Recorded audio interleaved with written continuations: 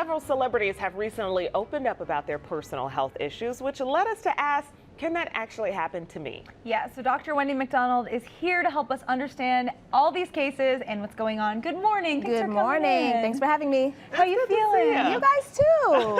It's finally summer. Finally. There we go. Let's dive in actually to this first story, our first celebrity, Marcia Cross, okay? Yes. She was diagnosed over a year ago with anal cancer. Yes. She found out something was wrong when she went for a regular checkup with her gynecologist, and now her doctors are actually saying her anal cancer and her husband's throat cancer came from the same type of HPV. It's true. HPV is so common. Wow. The stats are up to like 80% of people are exposed by the time they're 40. Okay. You know, even with having not very many partners. So one of the biggest things that we can do to prevent HPV, which can cause not only anal cancer and throat cancer, but cervical cancer, that's the main one, is get the HPV vaccine.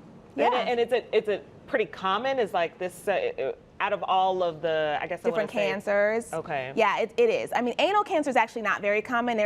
The lifetime risk of a person getting anal cancer is 1 in 500. It's not that often that people get that. Like breast cancer is 1 in 8. So that's, you know, just to give you a relative perspective. What age can you get the vaccine? Because I remember it originally being more for like teenagers and early 20-somethings, but it's expanded, right? Yeah, so actually the earliest age that you can get it is 9, but the vaccine schedule at this point is ages 11 and 12 get the vaccine 1 year apart, only 2 vaccines. Okay. And you can get all the way originally up to the age of 26. Now the vaccine has expanded up to the age of 45 for men and women. You're looking at me. I'm just telling you. But that was my question, just because as when I was a teenager, it was only talked to about myself. Right. My mother, that was never a conversation with my brother and his doctor. Exactly. Because why is that changing now? It very rarely causes any effects in men. However, men can pass it to women. So if we vaccinate young, boys and even young men, we help to prevent cervical cancer and potentially anal cancer and some of these other cancers, because the risk is reduced by 70% by getting the vaccine. Wow. Now, is that something that actually gets detected like in a standard STD test for guys, or is it not at all? It's not. It's not even tested. So how do we even know if we have it? You don't. Oh. That's why you get the That's the vaccine. issue. Oh, okay. Yeah. Make sure that you don't. Exactly, or at least decrease the chance. There's over 100 strains of HPV. The vaccine only covers 9, but 9 is better than none. Yeah. Okay. All right, well, let's check out this next story. It's about singer Jessie J. So she actually announced that she's infertile, and then she recently said that she's actually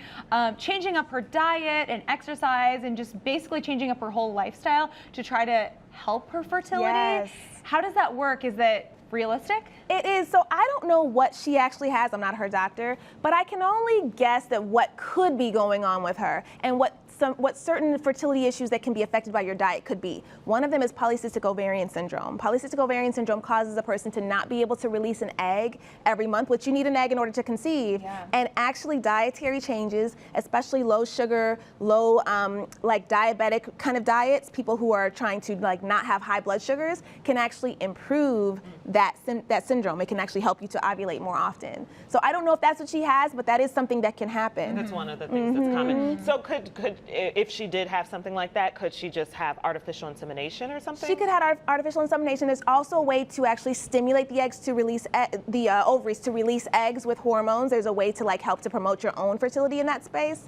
And I'm not on your body. It can be hard. It can cause some like emotional changes. It's like a whole emotional, roller coaster that can occur with that. Yeah. But I will say this: I never say never to someone. Like I was reading the story and it said like she's infertile, cannot. I never say cannot. You try to improve people's fertility and you give them encouragement. But people can definitely get pregnant even when you're told you Probably can't. when you don't expect it Absolutely. to. I have friends that have PCOS, and I know some of them just feel like, oh well, I'm just not going to have kids then. So I like that Jessie J feels empowered to talk about it. And exactly. She's taking all the steps she can if she wants to have kids. Exactly. I was going to ask, is that something, before we get to our last one, is that something that women should check before they decide to get pregnant? I know a lot of women are pushing pregnancy a little bit later. Sure. And I feel like you could just go, years your and 20s years and not know. 30s and 40s and think that you could get pregnant and then and then maybe you can't. The problem with PCOS is if you're on birth control, you won't know that you have it. But technically, if you're not ready to get pregnant, it doesn't matter as much until you're trying to get pregnant. You know, it's not like you need to you can't really fix it. You have to manage it and try to improve it when you're trying to conceive. Okay. So it's kind of like a moot point. So you don't really know unless you try. Exactly. All right, moving on now to Cardi B. Earlier this month, Cardi had to cancel several shows because she had some serious post-plastic surgery side effects. Take a look at this. Cardi posted on Insta stories this photo saying, "Look how swollen my feet get every time I take a plane. Imagine my body. This looks painful."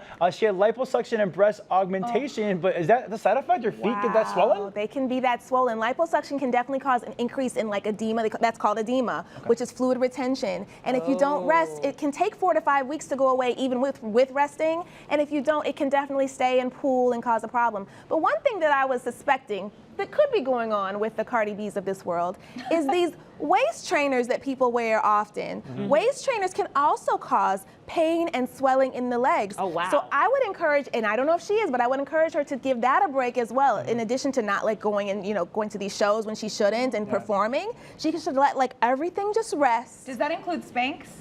If they could include Spanx, yes. Especially though the really tight Look ones. at me. Oh, Both of you guys are like, ooh. The tight ones especially. I wear Spanx every day. Yeah, but you don't wear them all day. Like you probably at home, you let it be free. Be free in the evening. That's what I'm saying. Yeah. I'm Well, as these free are as I can good. be. I'm glad she's showing that because so many people, they see the glamorous side of plastic surgery, and you need to know that this is actually a real health risk. This is a real side operation. effects. Absolutely. Before we let you go, I hear you're going to be at Essence Fest. I am. What's happening with I'm that? going to be giving 3 talks at Essence Fest in New Orleans this year, at the Wellness House and at the Convention Center. So if you're going to Essence, please come and check me out. Yes, we're going to be learning all about our bodies and listening to our bodies and becoming one with our bodies. Dr. Wendy, thank you. That's huge. That's huge. It's always a pleasure having you here. You guys too. I look forward to seeing you again. And you got to come rock next time. I will. I will come with a rhyme. There you go. Make sure you keep up with Dr. Wendy on social media and all her rhymes. Visit her website, dreverywoman.com.